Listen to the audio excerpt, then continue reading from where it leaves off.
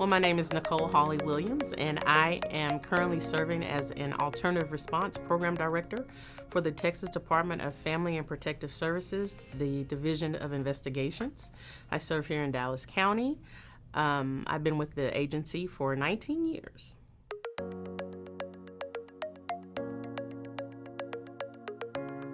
I had a degree in psychology from Texas Woman's University, and I was looking for a job. And at the time, I was working for a law office handling personal injury cases, and it just wasn't what I really wanted to do. And so a friend of mine said, hey, CPS is hiring. And so I applied, and I got a job as a conservatorship worker, who is the worker that once children are removed out of their home, the case is assigned to them, and they monitor those children while they're in the foster care system, and they work with the courts. We represent the agency for those children, as well as not only while they're in the interim of foster care and returning home for those children who are long-term foster care or who even age out of our foster care system.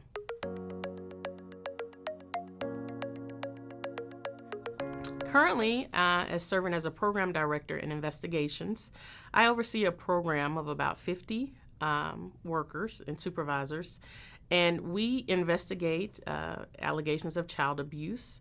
We focus on children who are 6 or older in cases that what we would call a priority 2 case. So not those cases that need immediate response or cases with small infants or extreme circumstances of abuse, but more neglect. We do a lot of mental health cases, a lot of parent-teen conflict, a lot of drug-exposed or drug cases with parents and teenagers, a lot of domestic violence cases. And so my goal is to investigate those families with a solution-focused approach, an approach that partners with the family to identify what the concerns are and to see how we can work with the family and not against them to resolve those issues or those concerns and link them up with supports.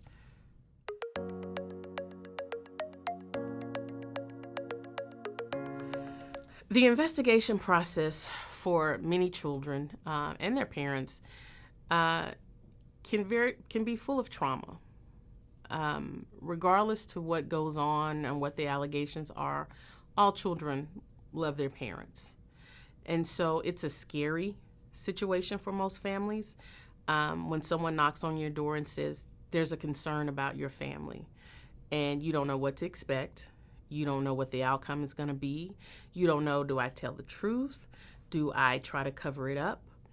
And so for every family, that process is very fearful. And in that process, as an agency, we have a responsibility to work with that family, to let them know that we're not there to take their children. We are there to work with them and to help them restore their families and to address those issues that brought them to our attention, whether they be mental health concerns, whether they be drugs, environmental, social, economic situations, bad discipline situations, lack of knowledge. The investigation process for most families, or maybe all families, is one of fearful, not knowing what to expect. A stranger is coming into your household telling you that there are concerns about you and your children. And so it's an uncertain situation for most families. And it can be full of trauma if the investigation results in actually removing children from their home. Trauma not only for children, but trauma for the family, the parents, those extended family, the aunts, the uncles, the grandmothers, those people who had no clue of what was going on, or those that are in situations that they can't help.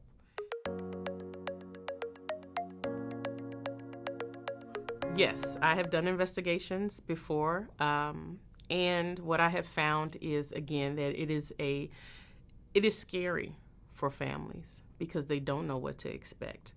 And as a young worker new to the field, it was scary for me trying to make decisions while I'm at your home about what needs to happen with your children.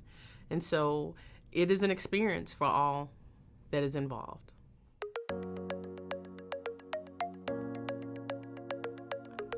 The removal process is one that is not taken on very lightly. There are several steps to removal process. There's the allegation, there's the investigation, there is the collaterals, the people that we need to call to get more information about what the concerns are. Those cases have to be staffed not only with supervisors, but with a program director like myself. And whenever a case is brought to my attention that we're looking at having to remove children from the home, the first thing I say to my staff is, what can we do to keep these children in the home? What resources can we give them? If we can't keep them in the home, what family members can we reach out to support the parents or temporarily place them in the home with that relative? And after we have exhausted all other options, then a decision may be made that those children are no longer safe in the home of origin with their parents. And at that point, we have an obligation as a department, as an agency, to be able to articulate that clearly without any question to a court before we are giving permission to actually remove those children. And then there are situations where we don't have time for that, in situations where the allegations or the abuse is evident and we have to take action right then and there. We still have an obligation to, as a department, to articulate that to a court, to a judge, on why we made those decisions in that moment without exploring any of these other options at the time to remove those children.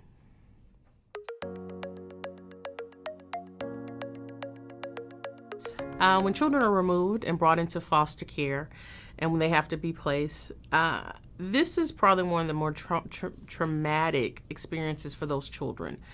Not only are we removing you from your family, we're getting ready to take you somewhere and you have no clue.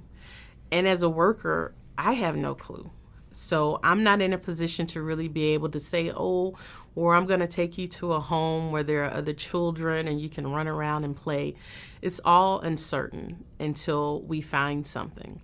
And so for that is very traumatic for children, whether they're toddlers or teenagers, because we do remove teenagers as well. And that process is where we go and we reach out to, we have staff that are solely dedicated to finding placement for children in foster care. And we reach out to them and we tell them what our situations are, what are the needs of the children that we've removed. And then they start out on a hunt to find those children. And I would love to say that it's a quick process, but it's not in most situations, depending on the needs of of the children that we remove. And so even that and the uncertainty continues to traumatize our children.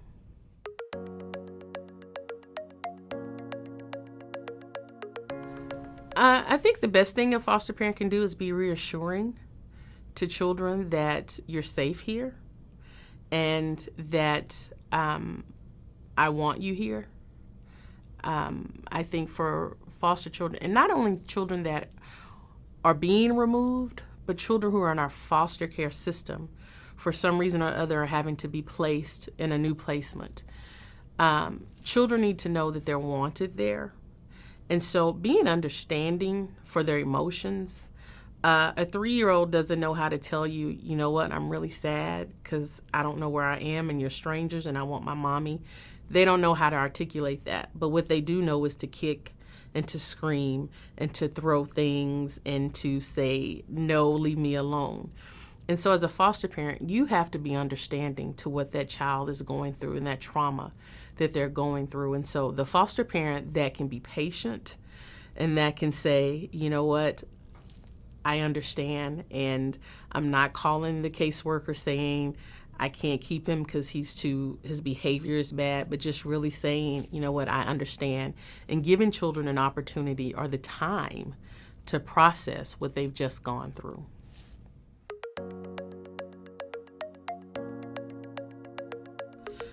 Working with the family of what we call the family of origin or the biological family, it can be very difficult in some situations because they're going through a traumatic process as well. Mom is going through, depending on what the reasons are that we brought children into care, the blame or the anger, it's still the steps of loss that we're dealing with. And so as a caseworker and as a foster parent, we also have to be understanding to them and what they're going through and them trying to process that I'm the one that had a behavior that ultimately resulted in my children being removed. One of the reasons that I do this work is because I love families, and I believe that families are God's design and they are meant to work.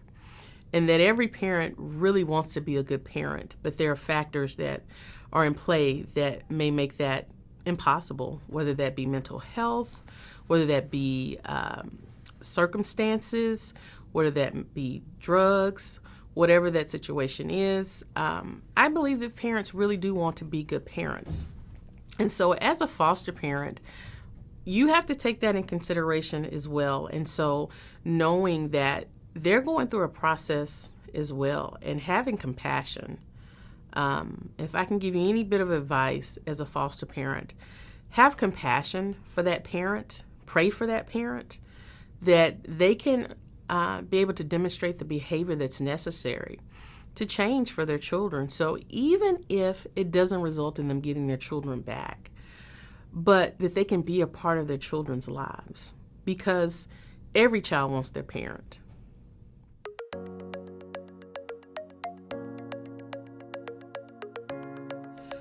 When children are removed, as I stated before, we have an obligation as a department to present to the court a case that is solid, explaining why we remove children from their families. And that is an ongoing process, and we have to report back to the courts frequently on the process on where we are. Our number one goal in all children that we remove is to return them to their families. It's family reunification. And so we have to show to the courts what we're doing to make that possible, what services we're offering the family, what other family have we considered to place these children with to keep them within their family of origin. After we have a 14-day, we have to report back to the courts a few months after that what we call a status hearing. And at that hearing, we have to report to the courts what the parent's progress is in regards to the services that may have been court-ordered at the 14-day. We have to report to them how the children are doing in foster care, where they're placed, what services that they are receiving to help them during this time, what their foster parents are doing to help them, what foster placements they're in, how we're working with them to get them back to their family.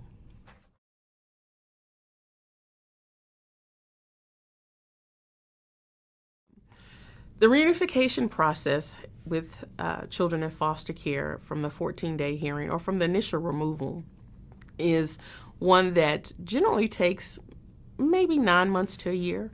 Our law says that within a year we have to establish some type of permanency for children, whether that be return them to their parents, give them to a relative permanently, or the state takes permanent custody of them.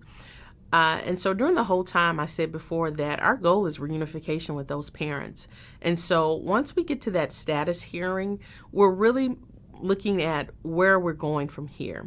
And then at that point, hearings are set maybe 30 days out to be able to come back to the courts to say where we are with our permanency, whether it is going to be return or return to a relative or keep children in state's custody. At that moment, reunification is not something, again, that happens lightly, just like removing children is not. There is a very thorough assessment of the safety in that home of origin. And so we go through different staffings, different reports from service providers, from the parents, from the children. We assess those visits because during this whole time we're doing weekly visits with parents. And we're assessing those, and we're monitoring how children are behaving. We're monitoring the progress from the service providers, drug testing, mental health facilities, or whatever, to establish if it's time to reunify those children. And if a decision is made to reunify, then even that is a lengthy process. We do not just return children to their parents and say, here you go, good luck. We start with visits, and we start with therapy for families, and one-on-one and group family therapy to ensure that what we're doing is going to be in the best interest for those children, and the children are going to be safe when they return home.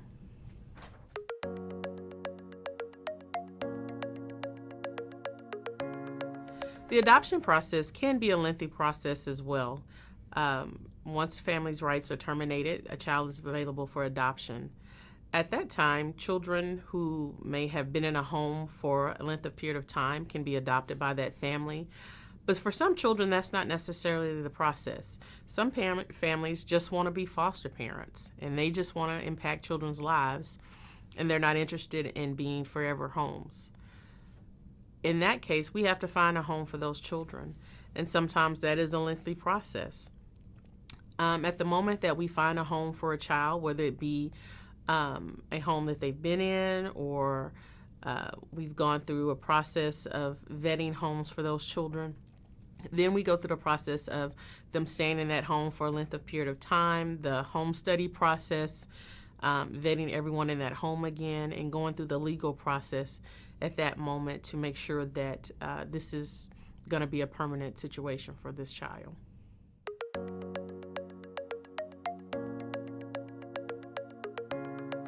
I actually had a case with a couple of young men who were, at the time, I think 13 and maybe 9. And these boys have a special place in my heart even today.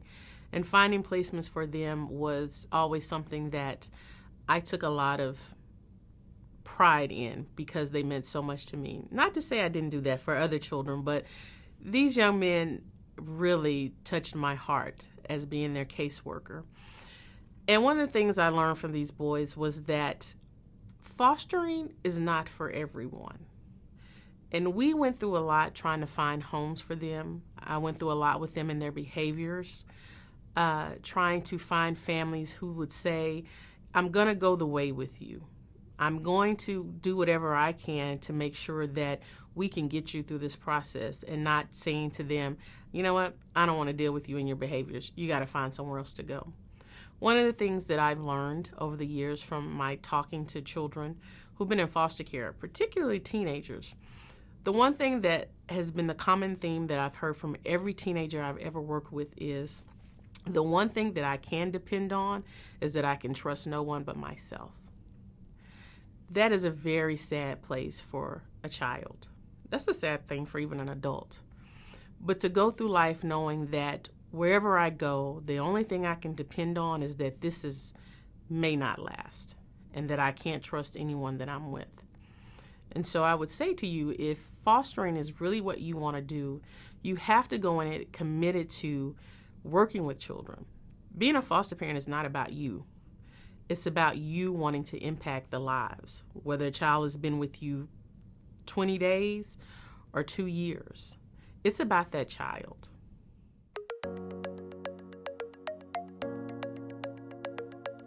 When people say to me the foster care system is broken, what I say to them is the world is not perfect.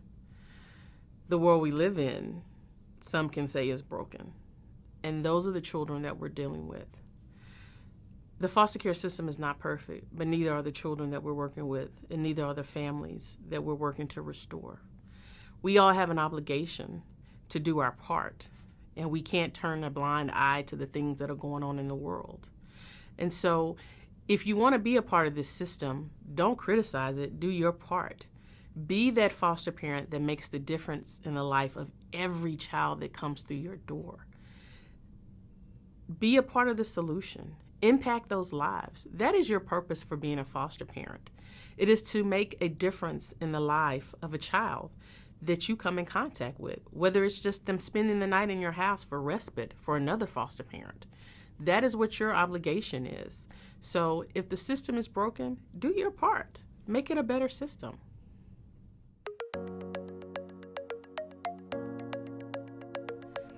If I could share anything with you as you consider being a foster parent, this is what I would say to you. Being a foster parent is not for the faint of heart.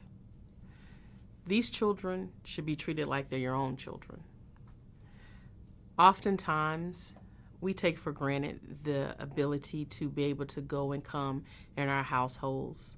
With your own children, if you have some, you don't say to them, oh, don't go in the refrigerator and get that drink. It's freedom. And for a lot of foster children, going from foster home to foster home, they're treated as visitors and guests in their homes. They're not even treated as guests because you treat your guest with the best of best. Treat them as they are a part of your family because that's what they were taken away from. Whether the family was dysfunctional, whether there was physical abuse going on a consistent basis, it was their family. And now we're putting them in new families. So I would say to you, make them a part of your new family. With your own children, if they still at school, you can't call somebody and say, come get them. You deal with it. You redirect them. When your 3-year-old throws a tantrum, you don't take him to the doctor and say, let me put him on medication. You redirect him. You spend time with him. You teach him. Just as you would do your own children because you know that they're yours. That is what our children need who are in foster care. They need someone who is vested in them, who wants the best for them. And so if you are strongly considering being a foster parent, know that you have to go into this with, these are my kids. They're not here temporarily. And as long as they're here, they're mine. I often tell prospective foster parents, when you do that orientation with your agency and they tell you that you have what we call a 30-day notice, that if you want a child out of your home, you can give a 30-day notice and the agency will come and get them. What I tell parents is when they tell you that, turn that off. Never go into a placement thinking that I have an option with the child. Go into it as that this child is here forever or until things are better in their own home. You don't have an option to give kids back. And I would say to anyone who adopts and you start having that typical teenage problem because you've had one from 9 months and now he's 16 and he's being a teenager. He's a teenager. Know that. Take that in consideration and work with him through his problems. Work with him through understanding his identity. Never try to turn children away from their identity. A child's identity is very important, whether it be a cultural identity, a social identity. It's very important. And so as a foster parent, you have an obligation to foster that identity, to help them figure out where they came from and who they are now. What makes a difference in most of our lives is we know where we came from. And so we have made a choice to either be like where we came from or be something different. And a lot of times foster children don't have that option. So help them. Be honest with your children when they're foster children. It's okay to say, I adopted you. I am your mom now and I've raised you, but let's figure out where you came from.